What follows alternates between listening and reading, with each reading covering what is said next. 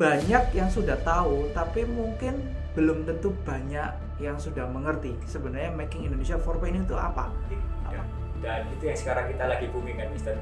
Internet of Things, maksudnya smart home, terus smart device. Ini pun yang paling unik di dalam industri 4.0, artificial intelligence. Ya bagian inilah yang menjadi satu kesatuan menciptakan industri yang kita kenal mungkin pintar atau industri 4.0. Yang paling teringat di otak kita lah, Iron Man itu punya Jarvis. Jarvis ini sebenarnya artificial intelligence ya, Pak.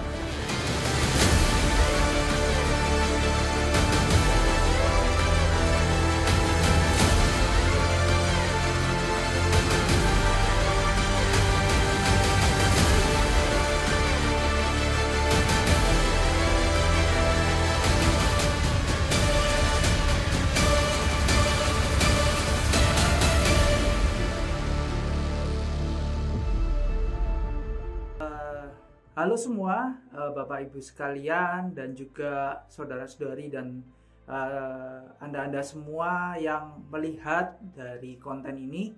Selamat datang di SMEonline.id TV. Di sini kita akan membahas salah satu dari kelas kita, yaitu SPI. Apa itu SPI? Sekolah Programming Indonesia. Jadi kita akan berbicara tentang dunia yang berhubungan dengan teknologi dan semua hal yang berhubungan dengan teknologi juga. Oke. Jadi sebelum kita membahas lebih jauh dan lebih dalam lagi, kita akan berkenalan dengan dua orang hebat di balik SPI.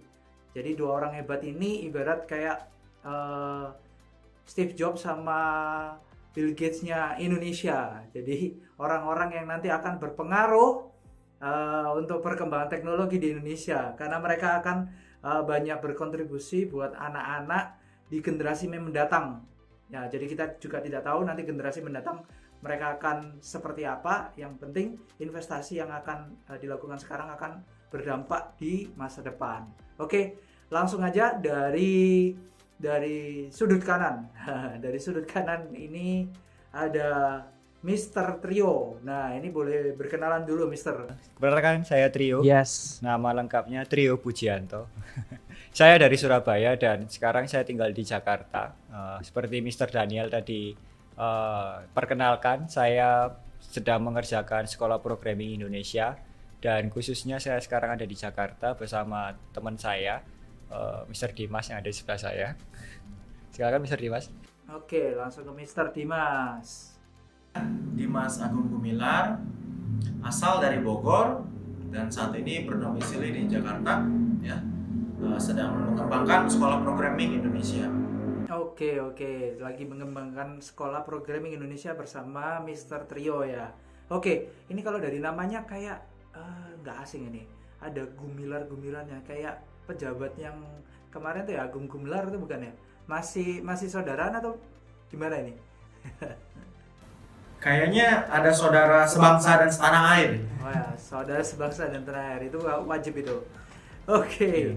Jadi kita langsung ke pembicaraan awal ya. Jadi dari Presiden kita Bapak Jokowi pernah ngomong tentang Making Indonesia 4.0 ataupun dia juga pernah menyinggung tentang industri 4.0 juga gitu. Nah, banyak dari kita mungkin sudah mendengar dari berbagai macam media ya, mungkin dari TV, mungkin dari sosial media, portal-portal berita online dan sebagainya. Banyak yang sudah tahu, tapi mungkin belum tentu banyak yang sudah mengerti sebenarnya Making Indonesia 4.0 itu apa. Apakah sekarang Indonesia ini masih 3.0 atau 2.0? Kita juga nggak tahu gitu loh. Yang kita tahu 3G, 3,5G sama 4G. Nah, itu kita tahu. Jadi kalau 4.0, 3.0 itu kan bingung. Untuk itu kan kita perlu tahu nih, Making Indonesia 4.0 itu seperti apa dan sebenarnya apa hubungannya dengan perkembangan teknologi khususnya. Mungkin dari Mr. Trio bisa menjelaskan dan menceritakan sedikit tentang Making Indonesia yang dimaksud oleh Pak Jokowi. Kata Making Indonesia ini sebenarnya kan memang tercetus dari Kementerian Perindustrian ya, Mr. Daniel. Dan memang itu strategi dari pemerintah Indonesia untuk mempersiapkan Indonesia itu memasuki di era 4.0, Mister. Jadi ceritanya yang seperti Mr. Daniel coba tadi sebutkan, kayak 2G, 2G, 4G itu salah satu bentuk teknologi yang berkembang, Mister. Itu kenapa kan harapannya nanti Indonesia masuk ke 5G nih. Dan sekarang lagi booming ya. Dari Amerika sama Tiongkok itu lagi booming, dan ya seperti itu, perkembangan teknologi ini terus berlanjut, dan Indonesia sendiri itu sedang mempersiapkan memasuki era 4.0, bukan hanya dari pemerintah namun dari semua kalangan, sampai ke pendidikan, sampai ke pembisnis, sampai nanti ke rumah tangga. Itu kita harapkan justru kita memasuki era 4.0 dengan tujuan kita dapat lebih efisien dalam terutama di ekonomi ya, Mister. Di situ akan pertumbuhan GDP-nya dan masyarakatnya mulai sejahtera lagi, dan di titik industrinya atau di bagian industrinya ada perkembangan, dan produktivitas dari industri itu akan lebih baik lagi, seperti itu, Mister. Nah, ini mungkin ada yang menarik sih. Jadi kalau tadi kan ngomong tentang perkembangan ya, kita juga perlu ngerti sebenarnya posisi 1.0, 2.0, 3.0 itu sebenarnya kita dalam kondisi yang seperti apa sih sebenarnya? Kalau tadi kan ngomongnya 4.0 yang intinya ke depan itu full teknologi. Nah, kita juga perlu tahu sebenarnya 1.0, 2.0, 3.0 itu seperti apa? Mungkin Mr. Trio bisa cerita sedikit sih perjalanan 1.0 sampai 4.0 itu seperti apa? Iya, jadi era 4.0 ini memang yang berubah itu apanya sih? Ya justru adalah teknologinya. Jadi justru karena ada teknologi yang berkembang, era kita hidup itu berkembang. Jadi Making Indonesia 4.0 tidak hanya di era industri, Mister, atau di skup pemerintahan, tapi justru Pak Jokowi ini membawa semua segmen yang ada di Indonesia untuk mempersiapkan Indonesia memasuki 4.0, dari kesehatan, dari pendidikan, dari bisnis, dari pemerintah juga, ataupun dari kampus-kampus yang ada. Itu kenapa Making Indonesia 4.0 ini akan ada di segala segmen. Nah, terus kenapa sih ada perubahan teknologi? Karena ya kembali lagi kebutuhan manusia kan bertambah ya.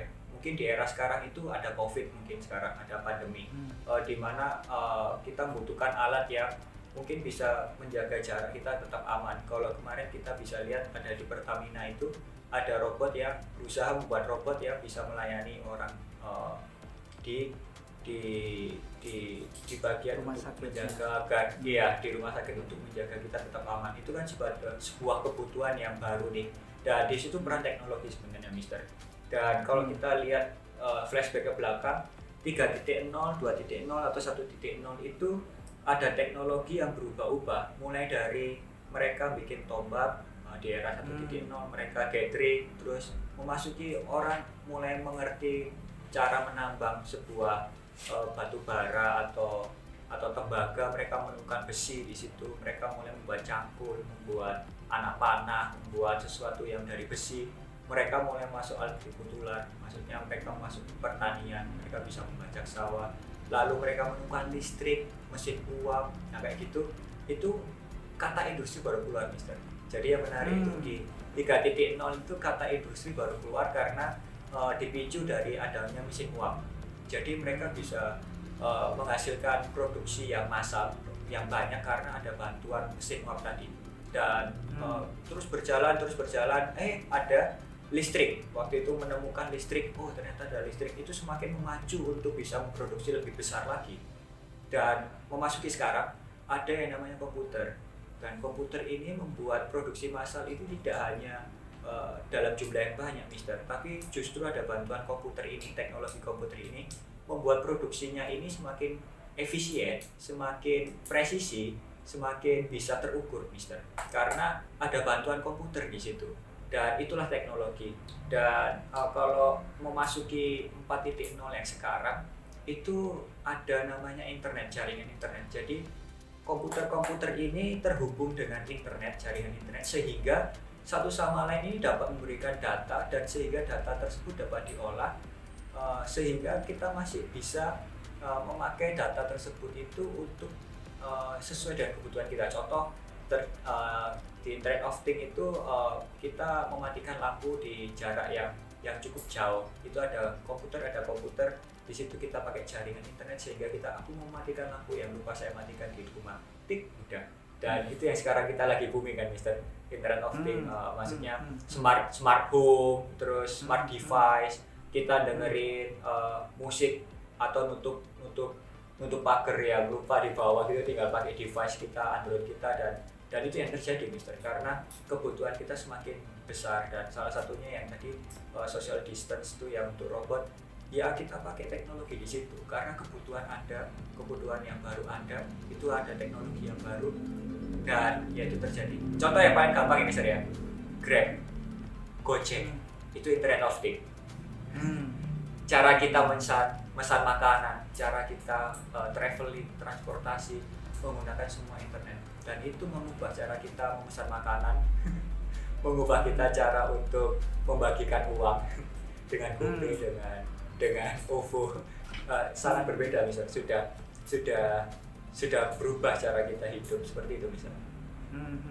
Oke, pertanyaan yang berikutnya ini Mister. Jadi kalau kita sudah tahu tentang hal-hal yang sebenarnya kita sudah lewati sebenarnya tentang 1.0, 2.0, 3.0 sama 4.0 yang nantinya kita akan lewati, mungkin beberapa dari kita juga penasaran kenapa Pak Jokowi ini membicarakan dan seperti kayak mencanangkan bahwa kita semua itu harus berangkat ke sana gitu loh.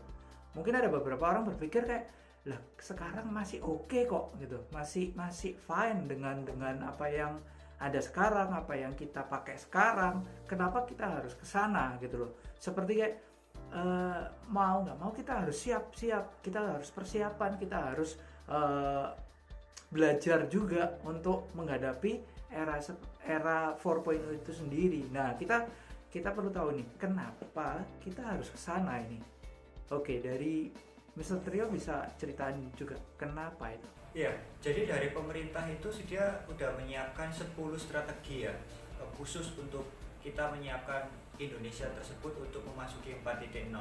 Tapi poin utamanya itu sebenarnya Pak Jokowi dan kita semua, termasuk saya dan Mr. Daniel dan kawan-kawan yang melihat, kita mempersiapkan Indonesia 4.0 itu agar dari strategi pemerintah itu di tahun 2030 itu kita Indonesia bisa menjadi 10 besar ekonomi negara di dunia. Jadi memasuki 10 besar ekonomi dunia di tahun 2030. Itu kenapa Making Indonesia 4.0 ini bukan hanya tadi peran pemerintah saja, tapi kita juga sebagai masyarakat dan pendidikan ataupun ahli atau praktisi itu mau tidak mau harus membawa mulai dari generasi yang muda sampai yang kita pekerja itu mempersiapkan ini, baik di infrastruktur, baik di kita sebagai SDA-nya, baik di lingkungan kita dan generasi muda kita. Nah, sebagai contoh, kemarin ada kabar kan kalau Nissan ini keluar dari Indonesia. Itu salah satu kabar yang baru. Tapi setelah itu dia ada buka di negara lain nih, 3.000 karyawan itu baru. Wow, itu kan berarti memang persaingan ya, tidak hanya di bagian cost dari pekerjanya, tapi kesiapan negara tersebut, infrastrukturnya, dan mungkin dari SDA-nya juga, dan support dari pemerintah untuk invest teknologinya itu bagaimana, itu akan mempengaruhi secara ekonomi, Mister. Jadi memang tujuan utamanya itu agar mempersiapkan Indonesia nanti kita harapkan di tahun 2030 itu sebagai 10 besar ekonomi dunia. Seperti itu. Jadi benar-benar ada dasarnya ya. Jadi akan sangat disayangkan kalau kita benar-benar tidak bersiap dan kita merasa fine dengan keadaan ini, tapi pelan-pelan investor mulai hilang tuh, mulai berpindah hanya karena hal-hal yang mungkin sepele ya. Jadi itu sedikit banyak akan membuat kita mengerti ya kenapa kita harus ke sana. Dasar-dasarnya benar-benar jelas. Karena itu nantinya juga ke kita lagi, menguntungkan kita lagi, menguntungkan masing-masing pribadi kita lagi. Oke, nah yang berikutnya ini, kalau kita bicara tentang teknologi ya, teknologi. Nah, tadi kan kita ngomong tentang kemajuan teknologi, perkembangan teknologi, investasi dan support teknologi di sebuah negara.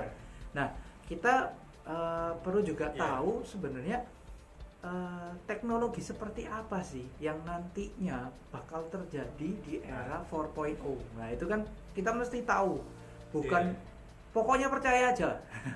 Kan repot kalau cuman percaya gitu. Ya, kita tahu sih memang benar, tapi kan masa cuman percaya aja gitu. Kita juga perlu tahu apa yang terjadi di era mendatang tuh kira-kira seperti apa sih. Nah, ini dari ini yang ditunggu ini jawabannya dari Mr. Dimas ini yang akan menjawab teknologi seperti apa yang ada di industri 4.0 nantinya itu.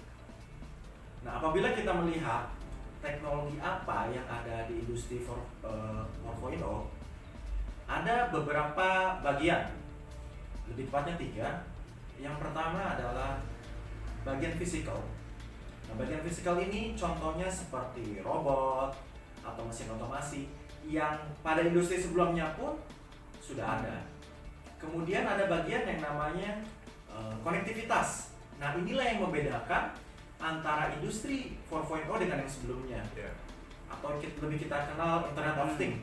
Jadi semua perangkat atau komponen produksi itu saling terhubung melalui internet. Kemudian ada bagian logical. Nah, ini pun yang paling unik di dalam industri 4.0 atau lebih kenalnya kita artificial intelligence. Apa namanya? Kecerdasan buatan, yang dimana pada industri sebelumnya sistem otomasi masih diatur ketika ada trouble atau apa oleh pemikiran manusia. Tapi dengan AI, ketika ada trouble, AI ini akan istilahnya mengkalkulasi secara mandiri bagaimana mengatasi trouble tadi dalam setiap industri. Nah, ketiga bagian inilah yang menjadi satu kesatuan menciptakan industri yang kita kenal mungkin pintar atau industri 4.0. Oke.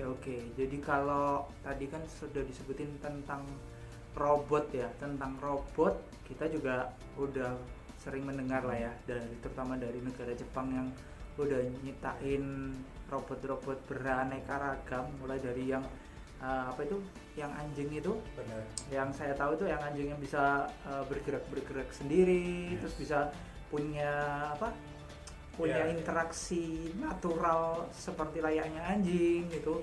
Itu kita juga mungkin sering mendengar dan melihat. Bukan sesuatu yang jauh ya sebenarnya. Kalau paling terdekat ya Gojek, Grab dan sistemnya itu yang sebenarnya membuat kita yang tadinya mungkin berpikir dan pingin misal membeli sesuatu, mengantarkan sesuatu, itu dulu kan susah itu.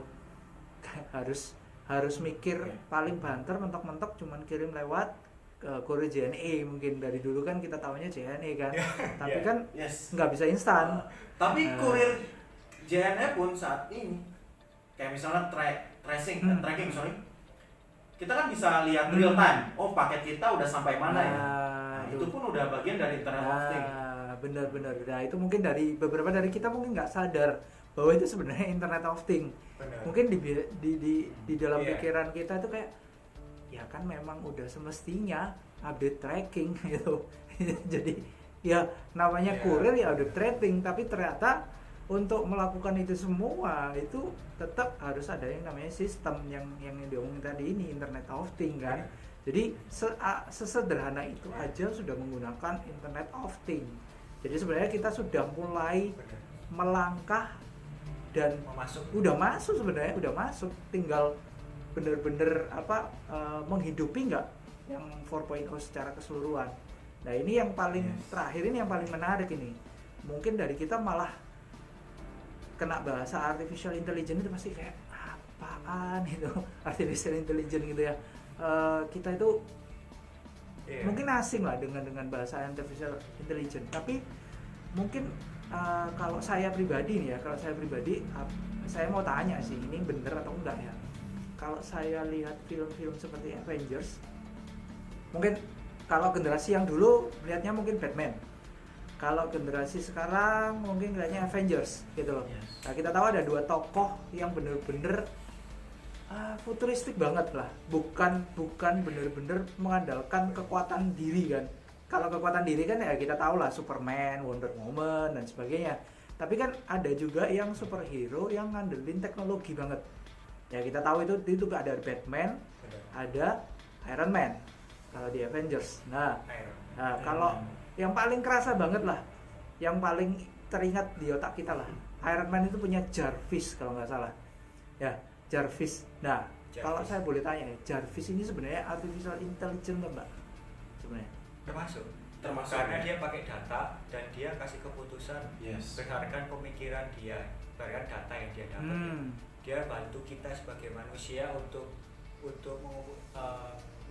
dari data yang mereka dapatkan di internet lagi, dan dia kasih sesuatu output, dan itu sebenarnya dia punya kecerdasan lagi di situ. Dan sebenarnya pemikiran itu tetap tidak bisa terlepas dari pemikiran manusia yang membuat itu. Jadi memang teknologi berkembang itu ada dua, Mister. Dari pemikiran manusia itu sendiri dan teknologi yang dikembangkan. Bisa material, bisa komponennya, bisa ya teknologinya sendiri, macam-macam. Tapi perkembangan itu ada dua hal, teknologi dan pemikiran manusia itu tadi. Salah satunya AI tadi.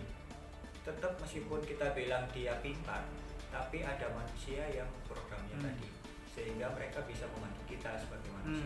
Seperti itu. Kayak Jarvis kan, Jarvis mana-mana mesti disuruh sama si apa namanya ya? Si Iron Man ya, Tony Stark-nya. Jarvis ini minta gini dong, tetap. Kalau seorang lain mungkin ditolak gitu. Mungkin saya ngomong gitu ya ditolak. Nah, Jarvis itu gimana Mas? Ada di Google, ada di Apple. Contohnya misalnya di Microsoft ada Cortana, Siri. ada Oke Google, Siri dan lain sebagainya. Ya, itu kan salah satu awal dari inisiasi manusia untuk membentuk sesuatu yang namanya kecerdasan buatan tadi. Jadi kalau dibilang mungkin nggak, ya mungkin aja. Orang udah ada kok seperti itu. Mungkin saat ini parameter kecerdasan buatan masih minim. Apabila kita ke depan, dengan pemikiran manusia terus berkembang bersama dengan teknologi, pasti AI seperti Jarvis yang di film akan real kita dapatkan atau kita temukan. Benar-benar jadi kenyataan lah ya ngomongnya. Oke. Jadi sebenarnya kalau mau diomong ya apa yang difilmkan itu biasanya nanti itu nggak akan jauh-jauh dari situ, akan terjadi juga. Biasanya kan seperti itu. Kalau udah bisa dipikirkan manusia, berarti ya one day, entah itu kapan, dan menurut saya mungkin cepat lah dengan kecepatan penemuan teknologi yang seperti sekarang. Sesuatu yang di film itu jadi sesuatu yang bukan sesuatu yang jauh lagi, itu benar-benar sangat masuk akal. Kalau beberapa dari kita akan berpikir bahwa artificial intelligence seperti apa, ya itu udah dijawab tadi. Sesederhana kita kalau interaksi sama Google, itu sebenarnya sebuah dasar pemikiran dan dasar perkembangan dari artificial intelligence itu sendiri. Oke, jadi kalau boleh diomong, industri 4.0 itu berarti korelasi dan kombinasi dari tiga bagian itu yang kita tadi udah jelaskan poin by poinnya itu. Oke, nah yang ada yang lebih spesifik ini. Jadi kalau kita ngomong tentang Internet of Things ini, nah Internet of Things ini sebenarnya perkembangannya nanti akan sejauh mana sih kira-kira Internet of Things ini? Kalau artificial intelligence kan seperti itu tuh kira-kira. Kalau Internet of Things ini kira-kira nanti tuh bakal segila apa sih Internet of Things ini? Mungkin dari Mr. D, Mas. Yeah.